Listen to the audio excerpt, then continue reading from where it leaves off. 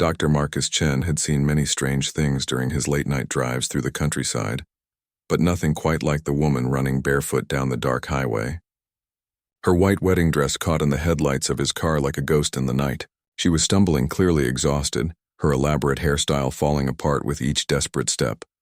Marcus slammed on his brakes and pulled over to the shoulder. The woman turned toward his car, her eyes wide with fear and tears streaming down her cheeks. Even in her disheveled state, she was breathtakingly beautiful. Her dress was torn at the bottom, probably from running through rough terrain, and her feet were bleeding from the sharp gravel. "Please don't stop," she gasped, backing away from his car. "I can't go back. I won't go back." Marcus raised his hands peacefully and stepped out slowly. As a doctor, he had learned to approach frightened patients with calm authority. "I'm not here to take you anywhere you don't want to go," he said gently. "But you're hurt and it's dangerous out here alone at night. Let me help you." The woman looked back down the road as if expecting someone to follow her. In the distance, Marcus could see faint lights, probably search parties. She seemed to notice them too because her breathing became more rapid. "My name is Dr. Marcus Chen," he continued, pulling out his medical license from his wallet. "I'm a trauma surgeon at Seattle General Hospital. You're bleeding and you need medical attention." She stared at his credentials, then back at his face. Something in his calm demeanor seemed to reassure her. "Elena," she whispered. "My name is Elena Rosewood." Marcus felt a chill run down his spine. Rosewood. He knew that name. The Rosewood family owned half the real estate in the Pacific Northwest. If this was Elena Rosewood, she had just run away from what the newspapers were calling the wedding of the century. "Elena, can you tell me what happened? Are you hurt anywhere besides your feet?" he asked, maintaining his professional composure despite his racing thoughts. "I discovered something terrible," she said, her voice shaking. "About Richard. About the man I was supposed to marry. He's not who everyone thinks he is. He's dangerous, and his family? They're involved in things that would destroy people's lives." The lights in the distance were getting closer. Elena noticed them too and grabbed Marcus's arm. "Please, I'm begging you. Don't let them find me. Richard has connections everywhere. The police, the government, even judges. If they take me back, I'll never get another chance to escape." Marcus made a split-second decision that would change both their lives forever. "Get in the car," he said firmly. "I know a place where you'll be safe." As they drove away from the approaching lights, Elena began to tell him her story. She had been engaged to Richard Blackwood, heir to the Blackwood Industries empire, for 2 years. The engagement had been arranged by their families to merge two powerful business dynasties. Elena had convinced herself she could grow to love Richard, but the night before their wedding, she had discovered documents in his study that revealed the truth. Blackwood Industries was a front for money laundering operations connected to international crime syndicates. They were involved in human trafficking, drug smuggling, and had been responsible for the destruction of entire communities to clear land for their developments. Richard wasn't just complicit, he was one of the masterminds. "I found photos," Elena said, her voice barely above a whisper. "Pictures of people who had tried to expose them. They were all dead. Accidents, they called them. But I could see the pattern. Anyone who got too close to the truth ended up dead." Marcus listened in silence, his hands gripping the steering wheel tighter. He was driving toward his cabin in the mountains, a place he had inherited from his grandfather. It was isolated and off the grid, perfect for someone who needed to disappear. But Marcus had a secret of his own, one that made Elena's story even more complicated. 3 years ago, his younger sister Sarah had been working as an investigative journalist. She had been researching a story about corruption in the construction industry when she died in what police called a car accident. Marcus had never believed it was truly an accident. Sarah had been too careful, too good a driver. In her final phone call to him, she had mentioned getting close to something big, something that could bring down powerful people. Now, listening to Elena's story, Marcus wondered if Sarah had been investigating the same criminal network. The timing was right, and Sarah had been looking into suspicious construction projects that displaced poor communities. They reached the cabin just as dawn was breaking over the mountains. Elena was exhausted and could barely walk. Marcus helped her inside and immediately began treating her injured feet. As he cleaned her wounds, he studied her face. She was younger than he had initially thought, probably in her mid-20s with dark hair and intelligent green eyes. "Why are you helping me?" she asked as he bandaged her feet. "You don't even know me. For all you know, I could be lying about everything." Marcus paused in his work. He could tell her about Sarah, about his own reasons for wanting to bring down people like Richard Blackwood.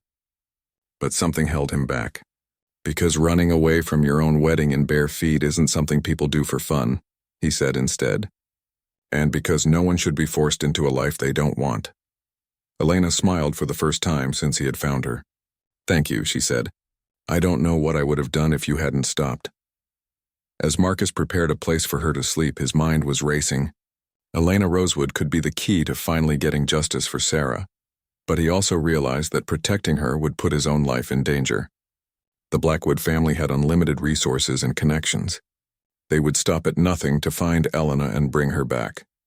What Marcus didn't know was that Richard Blackwood had already put $1 million bounty on Elena's head, and that every law enforcement agency in the state was secretly working for him. The safe haven Marcus thought he was providing might not be safe for long. Outside the cabin, unknown to both of them, a black SUV was parked on a ridge overlooking the property. Through powerful binoculars, a man in a dark suit was already making a phone call to report their location. Elena woke up to the smell of coffee and bacon. For a moment, she forgot where she was and expected to see the silk curtains of her bedroom at the family estate. Instead, she found herself on a comfortable couch in a rustic cabin, wrapped in a warm blanket. Sunlight streamed through large windows that looked out over a forest of pine trees. Marcus was in the kitchen, cooking breakfast while talking quietly on his phone. Elena could only catch fragments of the conversation, but she heard him mention taking time off from the hospital and something about a family emergency. "Good morning," he said when he noticed she was awake. "How are your feet feeling?" Elena tested her weight on them carefully. They were sore, but much better thanks to his expert care. "Better, thank you. You didn't have to take time off work for me."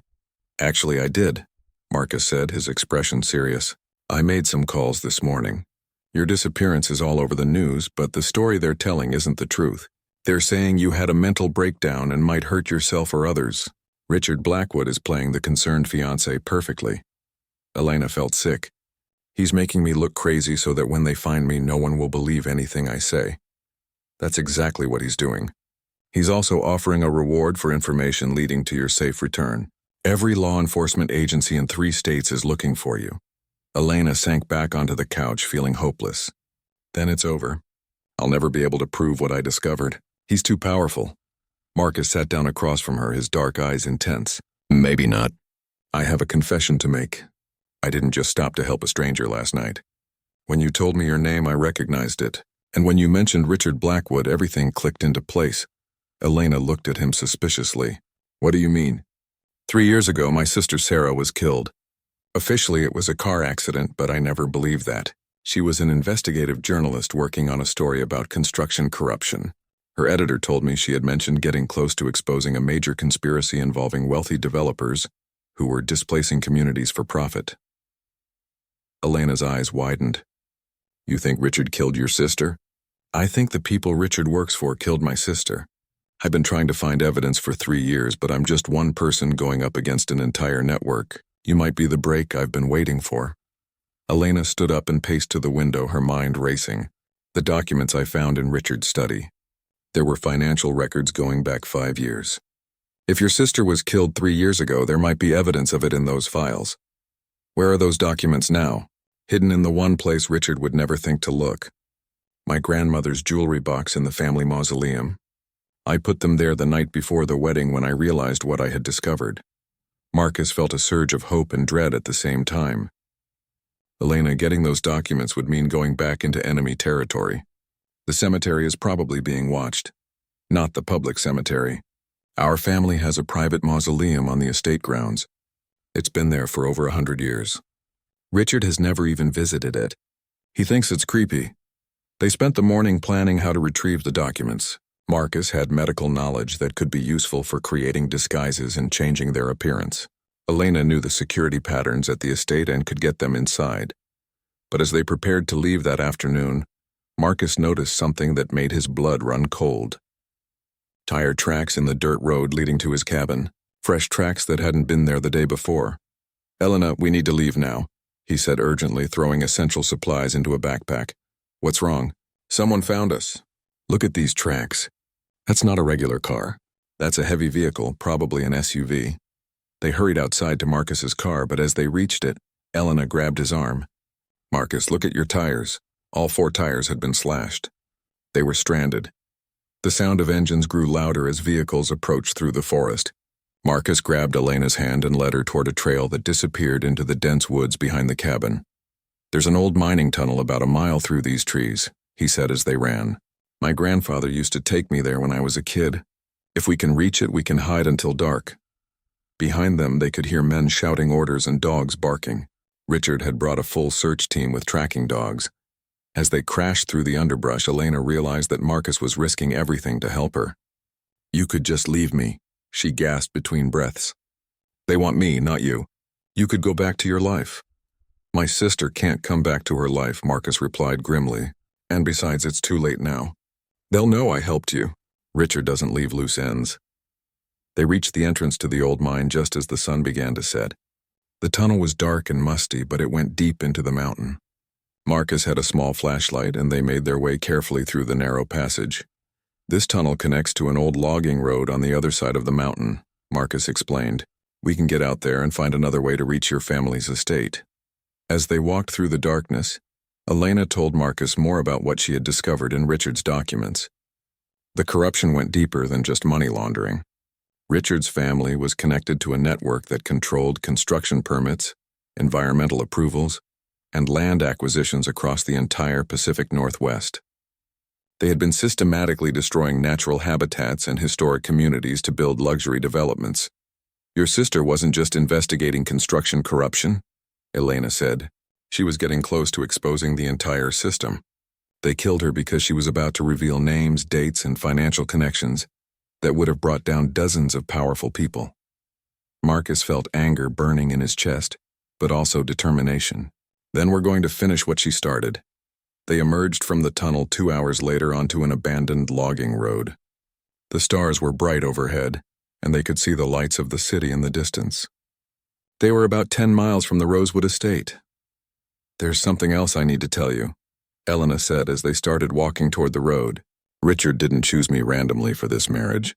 My family's land holdings include several key properties that his network needs for their next big project. By marrying me, he would gain legal access to thousands of acres of pristine wilderness that they want to clear for development. What kind of development? A massive resort complex that would destroy one of the last old-growth forests in the region. But there's more. The land is also home to several Native American sacred sites. The tribes have been fighting to protect it for decades, but they don't have the legal standing to stop development on private property. Marcus understood the full scope of the conspiracy now. This wasn't just about money or power. It was about the systematic destruction of communities, environments, and cultural heritage for profit. As they reached the main road, a car approached in the distance. Elena tensed, ready to run again, but Marcus recognized the vehicle. It's okay, he said. That's my friend Dr. Jessica Park from the hospital. I called her this morning and asked her to meet us here. The car pulled over and a woman in her 30s got out. She looked worried but determined. Marcus, what have you gotten yourself into? She asked.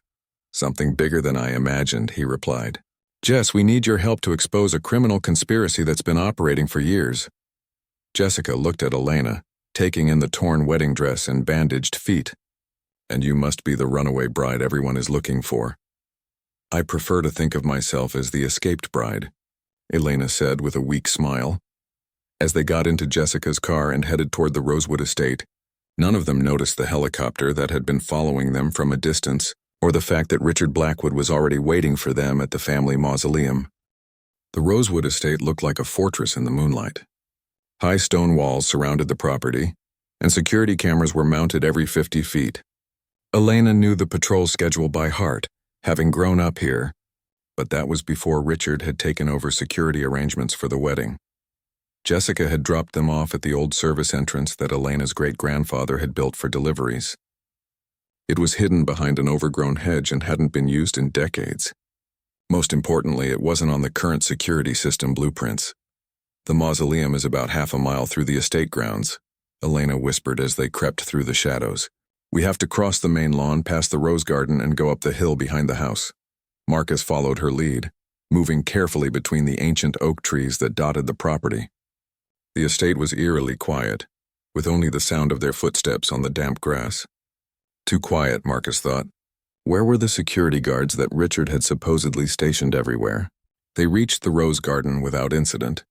Elena led him along a winding path between beds of flowers that perfumed the night air. In daylight, it would have been beautiful. In darkness, it felt like walking through a maze where danger could be hiding behind every bush. There, Elena pointed to a hill in the distance where a small stone building stood silhouetted against the stars. That's the family mausoleum. My great-great-grandmother is buried there, along with 5 generations of Rosewood women. As they climbed the hill, Marcus felt increasingly uneasy. The silence was unnatural. Even the insects seemed to have stopped making noise. His medical training had taught him to trust his instincts when something felt wrong, and every instinct was now screaming danger. They reached the mausoleum without encountering any security. The building was about the size of a small chapel, made of gray stone with intricate carvings around the entrance. Helena pulled out a key from a chain around her neck. "This is the only key," she said. "It's been passed down through the women in my family for generations." The door opened with a creak that seemed impossibly loud in the silence. Elena used her phone's flashlight to illuminate the interior. Stone coffins lined the walls, each topped with a marble figure of the woman buried inside. At the far end was a small altar with fresh flowers and personal mementos. "Grandmother's jewelry box is behind her coffin," Elena said, leading Marcus deeper into the mausoleum. "I knew Richard would never look there. He's terrified of anything related to death." Elena moved behind the largest coffin and reached into a hidden alcove. She pulled out an ornate wooden jewelry box inlaid with silver and gems. Her hands were shaking as she opened it. "They're here," she said with relief, pulling out a thick folder of documents. "Financial records, correspondence, photographs, everything I found in Richard's study." Marcus took the folder and quickly scanned the contents by phone light. What he saw made his stomach turn. Bank transfers to offshore accounts, invoices for services that were clearly illegal, and worst of all, a list of names with dates beside them. Sarah's name was on the list, along with 23 other people, all marked as problems resolved. "Elena, this is it," he said excitedly. "This is enough evidence to destroy the entire network. We can take this to the FBI, the media, anyone who will listen." "I'm afraid that won't be necessary." Both Elena and Marcus froze at the sound of the familiar voice. Richard Blackwood stepped out from behind one of the stone coffins, followed by 4 men in black tactical gear. He looked perfectly composed, as if he were attending a business meeting rather than confronting them in a crypt at midnight. "Richard," Elena said, her voice steady despite her fear. "How did you find us?" "I've had this place under surveillance since yesterday morning," he replied calmly. "I knew eventually you would come back for whatever you stole from my study. You always were predictable, my dear." Marcus stepped protectively in front of Elena, still clutching the folder. "These documents prove everything. The murders, the corruption, all of it. Even if you kill us, copies will surface." Richard laughed, a cold sound that echoed off the stone walls. "Dr. Chen, I admire your optimism, but you're wrong. Those are the only copies. I had my people search your cabin, your car, even your friend Dr. Park's apartment. You haven't had time to duplicate anything." One of the men in tactical gear moved closer, his hand on his weapon. Marcus calculated their chances of escape and found them slim to none. The mausoleum only had one exit, and Richard's men were blocking it. "What do you want?" Helena asked. "I want my bride back," Richard said with a smile that didn't reach his eyes. "The wedding has been postponed, not canceled. You're going to return with me, marry me as planned, and never mention these ridiculous conspiracy theories again." "And if I refuse?" Richard's expression hardened. "Then Dr. Chen will join his sister, and whatever afterlife awaits investigative types who stick their noses where they don't belong. And you, my dear Elena, will be declared mentally incompetent and placed under my guardianship as your husband. Either way, I get what I want." Elena felt trapped, but then she noticed something that gave her hope. One of the tactical team members was standing slightly apart from the others, and she could see his face in the dim light.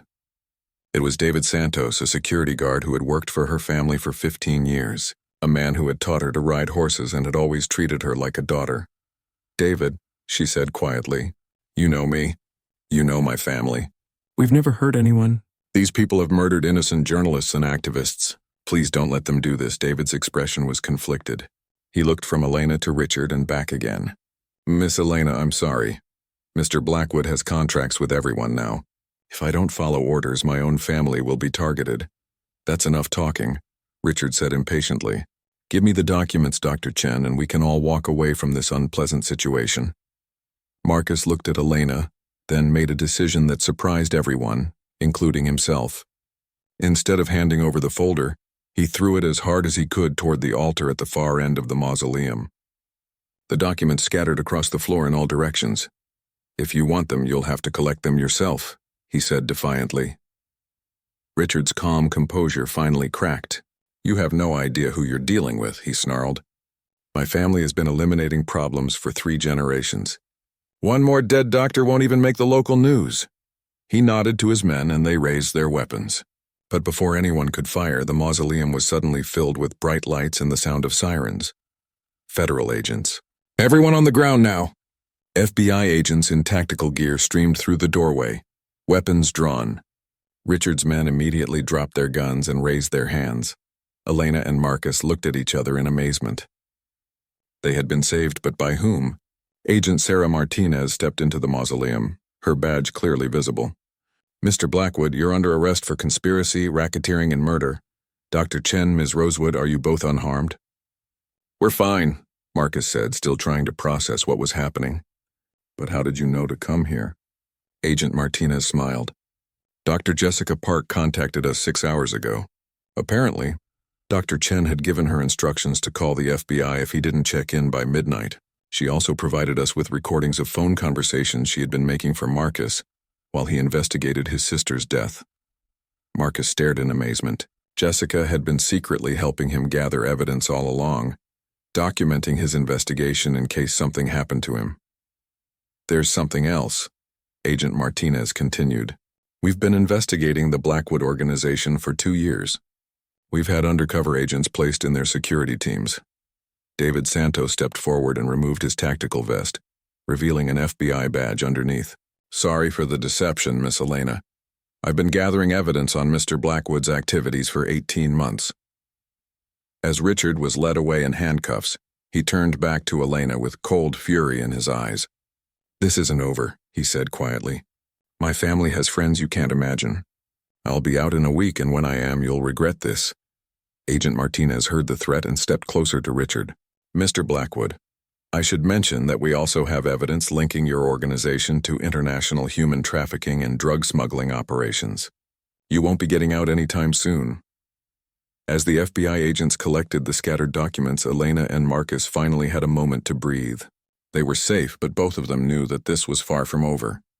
The network that Richard worked for was much larger than just his family business. 2 weeks after Richard's arrest, Elena and Marcus found themselves in a safe house run by the FBI. Agent Martinez had explained that while Richard was behind bars, the criminal network he worked for was still operational and extremely dangerous. Several key players remained free, and they had unlimited resources to eliminate threats. Elena sat at a small desk in the safe house, working with federal prosecutors to decode the financial documents they had retrieved from the mausoleum. Each page revealed new layers of corruption that stretched across multiple states and involved hundreds of people in positions of power. Look at this, she said, showing Marcus a bank transfer record. 3 days before your sister died, Richard's organization moved $2 million to an account in the Cayman Islands. The memo says, journalist problem resolved. Marcus felt a mixture of vindication and grief. After 3 years of wondering, he finally had proof that Sarah's death hadn't been an accident. But knowing the truth couldn't bring her back. There's something else, Elena continued, pointing to another document. This shows payments to judges, police chiefs, and politicians going back 7 years. They haven't just been committing crimes. They've been buying the entire justice system. Agent Martinez entered the room with a grim expression on her face. I have bad news. Richard Blackwood posted bail this morning. Elena felt her blood turn cold. How is that possible? You said he wouldn't be getting out anytime soon. One of the judges on the list of people receiving payments signed his release order. We're appealing it, but Richard is free until the hearing next week. Marcus stood up and began pacing the small room. He threatened Elena directly. He won't wait for legal proceedings. He'll try to eliminate both of us as soon as possible. That's why we're moving you to a new location tonight, Agent Martinez said. somewhere even more secure. But Elena was shaking her head. Running away won't solve this. Richard's network is too big and too powerful. Even if we hide for the rest of our lives, they'll always be out there, hurting people and destroying communities. What are you suggesting? Marcus asked. I'm suggesting we finish what we started. We expose the entire network, not just Richard. We make sure every person on those payment lists is arrested and prosecuted. Agent Martinez looked skeptical. Elena, that's extremely dangerous. These people have killed dozens of investigators. They won't hesitate to kill you too. They're going to try to kill us anyway, Elena replied. At least this way our deaths might accomplish something meaningful. That evening, as they prepared to move to the new safe house, Elena received an unexpected phone call. Her mother was crying on the other end of the line. Elena, darling, you have to come home. Richard was here today. He said terrible things about what would happen if you don't return to him. He knows things about our family, secrets that could destroy us. Elena felt sick. She had suspected that Richard had leverage over her family, but she hadn't realized how extensive it was. What kind of secrets, Mother? Financial irregularities from years ago. Your father made some questionable investments when the family business was struggling. Richard has evidence that could send your father to prison and bankrupt our family completely. Elena closed her eyes and leaned against the wall. Richard was using her family as hostages to force her compliance. Mother, listen to me carefully. Don't believe anything Richard tells you. He's a criminal, and he's been arrested for murder. Whatever he has on Father, we'll deal with it legally. You don't understand, her mother sobbed. He's not just threatening your father. He knows about your cousin Lisa's medical condition, about your uncle's gambling debts, about your grandmother's immigration papers from 70 years ago. He has something on everyone in the family. After ending the call, Elena sat in stunned silence. Richard had spent 2 years studying her family, gathering compromising information on every relative. He had planned this marriage as a complete takeover, not just of her, but of the entire Rosewood legacy. Marcus sat beside her on the couch. We'll find a way to protect them, he said gently. How? Richard has spent years planning this. He has backup plans for his backup plans. Then we'll have to be smarter than he is. Agent Martinez returned with new intelligence that changed everything. We've intercepted communications between Richard and his associates. They're planning to move their entire operation offshore within the next 48 hours. If they succeed, they'll be beyond the reach of U.S. law enforcement. Elena stood up with sudden determination. Then we stop them before they can leave. How do you propose we do that? By giving Richard exactly what he wants. Me. Marcus and Agent Martinez both protested immediately, but Elena held up her hand. Listen to my plan first. Richard wants me back so he can control my family's assets and complete his final development project. But what if we could use that against him? She walked to the window and looked out at the city lights. Richard's weakness is his ego. He believes he's always the smartest person in the room. If I return to him willingly, he'll think he's won. His guard will be down. Elena, that's suicide, Marcus said. The moment you're alone with him, he'll kill you. Not if I'm wearing a wire and you're monitoring everything. Not if we can get him to confess to his crimes while federal agents are listening. Agent Martinez was already shaking her head. Absolutely not. We can't authorize using a civilian as bait in an operation this dangerous. You're not authorizing it, Elena said calmly. I'm volunteering. And technically, since Richard is out on bail, I have every legal right to see my fiancée. Over the next several hours, they developed a plan that was risky, but potentially brilliant. Elena would contact Richard and arrange to meet him at a restaurant downtown. She would wear a sophisticated recording device that could transmit audio and video to the FBI surveillance team. The goal was to get Richard to admit to ordering the murders on the list, including Sarah's death. Marcus was assigned to monitor the transmissions from a van parked outside the restaurant. He would be Elena's lifeline, able to warn her if Richard became suspicious or if the situation turned dangerous. There's something I need to tell you before we do this, Marcus said, as they prepared for the operation. I've been hiding something from you about why I'm so determined to bring down Richard's organization. Elena looked at him with concern. What is it? My sister Sarah wasn't just investigating the construction corruption randomly. She had been contacted by someone inside Richard's organization. Someone who wanted to expose the truth but was afraid to come forward alone. Who was it? Marcus hesitated. I don't know. Sarah was killed before she could tell me. But in her notes, she referred to this person as the banker, someone who had access to all the financial records and wanted to bring the whole system down. Elena felt a chill of realization. Marcus, what if that person is still alive? What if they're still inside the organization, waiting for another chance to expose the truth? That's exactly what I've been thinking. If we can find the banker, we might have an ally on the inside. As they drove toward the restaurant where Elena would meet Richard, both of them were thinking about the mysterious insider who had tried to help Sarah. Neither of them realized that the banker was closer than they imagined, and that this person had been watching their investigation from the very beginning. The restaurant Richard had chosen was upscale and public, which seemed like a good sign. But as Elena walked through the front door, she noticed that almost every customer looked like they could be security personnel. Richard hadn't just chosen a restaurant. He had chosen a controlled environment where he held all the advantages. Richard was waiting at a corner table, looking perfectly composed in an expensive suit. He stood and smiled as Elena approached, as if they were meeting for a normal dinner date rather than a confrontation between a criminal and his escaped victim. "Elena, my darling," he said warmly, "I'm so glad you've come to your senses." Elena sat across from him, her heart pounding but her expression calm. The recording device hidden in her jewelry was transmitting everything to Marcus and the FBI team. "Hello, Richard," she said. "We need to talk." Richard ordered wine as if nothing unusual had happened between them. His calm demeanor was unsettling, but Elena forced herself to remain composed. She could feel the tiny recording device against her skin, knowing that Marcus and the FBI team were listening to every word. "You've caused quite a stir." "My dear," Richard said, cutting into his steak with precise movements. "Running away on our wedding day, involving the FBI in our private family matters. Very dramatic, but ultimately pointless." "Pointless?" Elena kept her voice steady. "Richard, I know what you've done. I've seen the evidence of the murders, the corruption, everything." Richard smiled and took a sip of wine. "Evidence? You mean those old financial documents?" "Elena, you're not trained to understand complex business transactions. What looked sinister to you were simply legitimate business dealings." Elena realized he was being deliberately vague, speaking in code because he suspected surveillance. She needed to get him to be more specific about his crimes. "Tell me about Sarah Chen, Richard. Explain to me how her death was just a legitimate business dealing." Richard's expression flickered for just a moment, but he recovered quickly. "Dr. Chen's sister? A tragic accident, from what I understand, although I believe she had been making some rather wild accusations about various business leaders before her unfortunate death."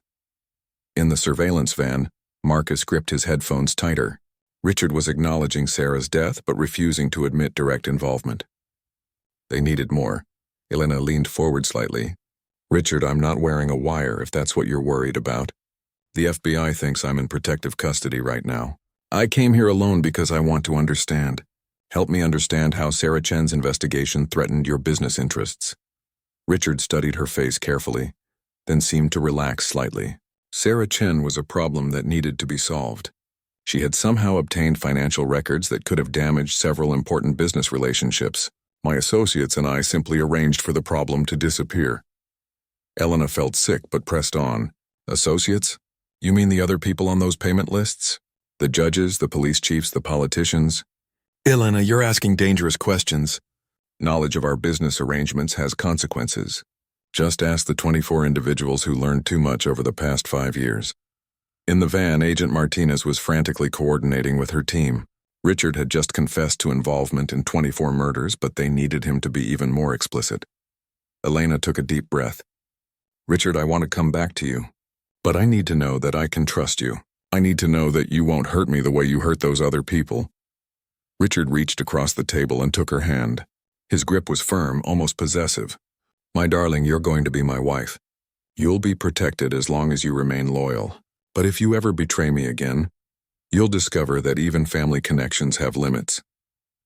"What about my family? You mentioned having information that could destroy them." Richard's smile turned cold. "Your father's insider trading from 10 years ago. Your mother's tax evasion. Your cousin's medical fraud. I have documented evidence of all of it. If you disappear again, I'll make sure every member of your family faces federal prosecution." Elena felt trapped. But she also realized that Richard's arrogance was leading him to reveal more information than he intended. How did you gather all that evidence? How long have you been planning this? Planning what? Our marriage? Richard laughed softly. Elna, I've been planning to acquire your family's assets for 3 years. The marriage was simply the most efficient method. Much cleaner than the alternatives we used with other families. What alternatives? Richard's eyes grew darker. Some families cooperated willingly once they understood the consequences of refusal. Others required more persuasive measures. The Morrison family, for example, lost their patriarch in a hunting accident. Very sad. The Hendersons lost their daughter in a climbing mishap. Tragic, really. Elena realized that Richard was confessing to orchestrating the deaths of entire families to steal their land and assets. The scope of his criminal organization was even larger than they had imagined. But something in Richard's manner was changing. He was studying her face more intently, and his grip on her hand was becoming painful. Elena, you're asking very specific questions. Questions that suggest you're trying to gather evidence rather than simply satisfy curiosity. Elena's heart began racing, but she maintained her composure. I just want to understand what I'm getting myself into by marrying you. Richard suddenly pulled out his phone and made a brief call. Sweep the area, he said quietly. Check for surveillance equipment. Within minutes, one of the men at nearby tables approached their booth. Sir, we've detected electronic transmissions coming from her location. Richard's pleasant demeanor disappeared completely. Elena, you've disappointed me greatly. Stand up. We're leaving. I'm not going anywhere with you, Elena said firmly. Richard nodded to the man beside their table, who immediately pulled back his jacket to reveal a weapon. You have 2 choices, my dear. You can come with me quietly, or you can watch me kill every innocent person in this restaurant, starting with that elderly couple by the window. Elena realized that Richard was completely serious. She stood up slowly, knowing that the FBI team would be moving into position but unsure if they could act quickly enough to prevent a massacre. As they walked toward the restaurant's back exit, Elena tried to give the surveillance team as much information as possible. Richard, where are we going? Back to your office building downtown? The one where you keep all the financial records? Clever girl, Richard said softly, but not clever enough. We're going somewhere much more private, somewhere your FBI friends will never find you. They reached a black sedan waiting in the alley behind the restaurant. As Richard pushed Elena toward the car, she saw movement in the shadows. FBI agents were positioning themselves around the alley, but Richard's security team was also moving into position. Richard Blackwood, you're under arrest. Agent Martinez's voice echoed off the alley walls. Instead of surrendering, Richard pulled Elena in front of him as a human shield. Agent Martinez, I assume you heard our entire conversation. How unfortunate. Now you'll have to choose between saving Miss Rosewood or capturing me. Elena felt the cold metal of a gun pressed against her ribs. Around the alley, she could see the standoff developing between federal agents and Richard's security team. Any wrong move could result in a gunfight with her caught in the middle. Let her go, Richard, Agent Martinez called out. You're surrounded. There's no escape. Actually, there is, Richard replied. My helicopter is waiting on the roof of this building. Elena and I are going to take a short trip together. If anyone follows us or interferes, she dies. As they moved toward a fire escape that led to the building's roof, Elena caught sight of Marcus emerging from the surveillance van. Their eyes met for a moment, and she could see the anguish in his face. He had found evidence of his sister's killer, but now he might lose Elena too. What none of them knew was that Richard's mysterious associate, the banker, was already waiting on the roof. And this person had finally decided that Richard Blackwood had become too dangerous to remain alive. The sound of helicopter blades filled the air as they climbed the fire escape, but Elena began to suspect that the aircraft waiting for them might not be piloted by one of Richard's allies. Someone inside his organization had been secretly working to bring him down, and tonight that person was finally ready to make their move. As they reached the roof, Elena saw a figure standing beside the helicopter in the shadows. The person's face was hidden, but something about their posture suggested they had been waiting for this moment for a very long time. The figure beside the helicopter stepped into the light and Elena gasped in recognition. It was Victoria Blackwood, Richard's own mother and the family matriarch who supposedly knew nothing about the criminal organization. Mother? Richard said, momentarily loosening his grip on Elena. What are you doing here? Victoria pulled back the hood of her jacket, revealing steel-gray hair and eyes filled with cold determination. I'm here to clean up your mess, Richard. Just like I've been doing for the past 20 years. Elena felt confused and terrified. If Victoria Blackwood was involved in the criminal network, their situation had just become much worse. Mrs. Blackwood, Elena said carefully, I don't understand. Are you here to help Richard escape? Victoria laughed bitterly. Help him? My dear child, I'm here to stop him. Richard has become a liability to everything our family has built. Richard stared at his mother in shock. You're the banker. You're the one who tried to help that journalist 3 years ago. Sarah Chen was getting too close to the truth about our operations, yes, but I never intended for her to be killed. That was your decision, Richard. Your brutal, unnecessary decision. Elena began to understand. Victoria Blackwood had been secretly working to expose her own son's activities. She was the banker who had contacted Sarah Chen with evidence of the corruption. Why? Richard demanded, still holding Elena but now dividing his attention between his mother and the FBI agents, climbing the fire escape behind them. Why would you betray your own family? Victoria pulled out a thick envelope from her jacket. Because you're not family anymore, Richard. You're a monster. Look at this, she threw photographs at Richard's feet. In the dim rooftop lighting, Elena could see images of destroyed communities, displaced families, and environmental devastation. These are the consequences of your greed, Victoria continued. Entire neighborhoods demolished. Native American sacred sites destroyed. Families driven into poverty so you could build luxury resorts. This isn't the business empire I helped create. It's become something evil.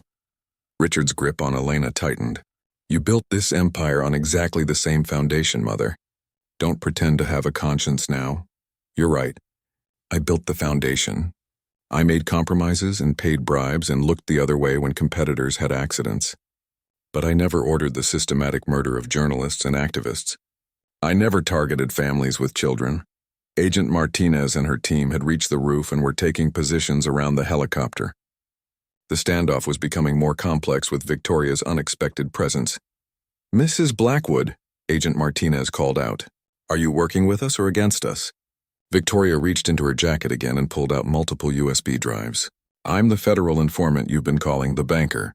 I have 5 years of financial records, recorded conversations, and documented evidence of every crime Richard and his associates have committed. Elena felt a surge of hope, but Richard pressed the gun harder against her ribs. Mother, if you've betrayed me, you've also betrayed yourself. You'll go to prison for the rest of your life. I'm 73 years old, Richard. I've lived long enough. But I won't watch you destroy the world my grandchildren will inherit. Victoria walked closer to them, ignoring the gun in Richard's hand. Elena, I owe you an apology. I knew Richard was planning to use you and your family, but I thought I could stop him without involving innocent people. I was wrong. Why didn't you just go to the FBI directly? Elena asked. Because half the FBI was on Richard's payroll. I needed to find agents who couldn't be bought, and I needed evidence that would be impossible to suppress or destroy. Richard's composure was finally cracking. You've destroyed everything, Mother.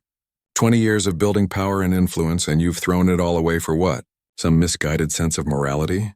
I've saved what's left of our family's soul, Victoria replied calmly. In the distance, they could hear more helicopters approaching. FBI reinforcements were arriving, and Richard's escape options were disappearing rapidly. Victoria turned to Agent Martinez. Agent, I have one more piece of information that changes everything. Richard isn't the head of this organization. He reports to a consortium of international investors who have been using his family business as a front for operations across 3 continents. Elena felt Richard's entire body tense at his mother's words. This was information he hadn't expected her to know. The real leaders are planning to eliminate Richard tonight, Victoria continued. They've decided he's become too visible, too reckless. The helicopter that was supposed to be his escape route is actually his execution. As if summoned by her words, another aircraft appeared in the night sky. But this wasn't an FBI helicopter. It was a black military-style aircraft with no identifying markings. Richard looked up at the approaching helicopter with growing panic. No, they wouldn't dare. I know too much. Exactly, Victoria said sadly. You know too much. And unlike me, you'd never voluntarily cooperate with authorities. Elena realized they were all in danger now. The criminal organization was planning to eliminate everyone on the roof to protect their secrets. Marcus's voice suddenly came through a bullhorn from the alley below. "Elena, if you can hear me, the building is surrounded. Whatever happens, know that we have enough evidence to bring down the entire network." Your grandmother's jewelry box contained more than just documents. It had digital recordings of Richard's planning meetings going back 2 years. Elena felt a moment of confusion, then understanding. Victoria must have been secretly recording Richard's activities and hiding the evidence in the family mausoleum, knowing Elena would eventually find it. The unmarked helicopter was hovering directly overhead now, and Elena could see snipers positioning themselves at the open doors. "Everyone down," Agent Martinez shouted. But before anyone could move, Victoria Blackwood did something completely unexpected. She walked directly to the pilot's seat of the FBI helicopter and started the engines. "Victoria, what are you doing?" Elena called out over the rotor noise. "Making sure my son faces justice instead of a bullet," Victoria replied, "and ensuring these evidence files reach the right people." She threw the USB drives to Agent Martinez, then began lifting off in the FBI helicopter. The unmarked aircraft immediately changed course to pursue her, apparently assuming she was helping Richard escape. With the immediate threat distracted, Agent Martinez and her team moved in. Richard, realizing his situation was hopeless, finally released Elena and dropped his weapon. As FBI agents placed handcuffs on Richard, Elena ran to the roof edge where Marcus was climbing up the fire escape. They embraced as sirens wailed throughout the city and helicopters circled overhead. "Is it over?" Elena asked. Marcus looked at the evidence files in Agent Martinez's hands, then at Richard being led away in custody. "The arrests will continue for months. Victoria's evidence will bring down hundreds of corrupt officials and criminals. But yes, Elena, it's over." 6 months later, Elena and Marcus were married in a small ceremony at the mountain cabin where they had first found safety. Victoria Blackwood, despite her cooperation with federal authorities, had been sentenced to 5 years in prison for her role in the criminal organization. But she had also been credited with exposing the largest corruption network in Pacific Northwest history. Richard received life in prison, without the possibility of parole for multiple counts of murder and racketeering. The international consortium he had worked for was systematically dismantled through coordinated law enforcement efforts across multiple countries. Elena used her family's recovered assets to establish a foundation supporting investigative journalism and environmental protection. Marcus returned to his medical practice but also served as a forensic consultant, helping other families find answers about suspicious deaths. They kept Victoria's final gift, a letter she had written explaining her motivations. In it, she revealed that she had been planning to expose the criminal network for years, ever since Richard had ordered the murder of a family with young children. She had contacted Sarah Chen hoping to find an investigative journalist brave enough to help her bring down her own son. "I failed Sarah," Victoria had written, "but perhaps Elena and Dr. Chen can succeed where I could not. Sometimes justice requires destroying everything you've built to save what matters most."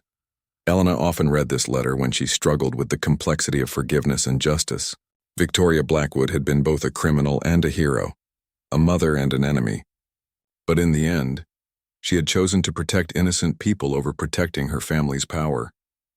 As Elena and Marcus watched the sunset from their mountain cabin, they reflected on how a single moment of choosing to help a stranger had led to exposing decades of corruption and saving countless lives. They had learned that sometimes the most dangerous secrets are hidden in the most powerful families, and that true justice requires people willing to sacrifice everything to protect what's right. The old mining tunnel where they had hidden during their first escape had been turned into a memorial garden for Sarah Chen and the other victims of the criminal network. Fresh flowers were placed there every week by people whose communities had been saved from destruction through their courage to speak the truth.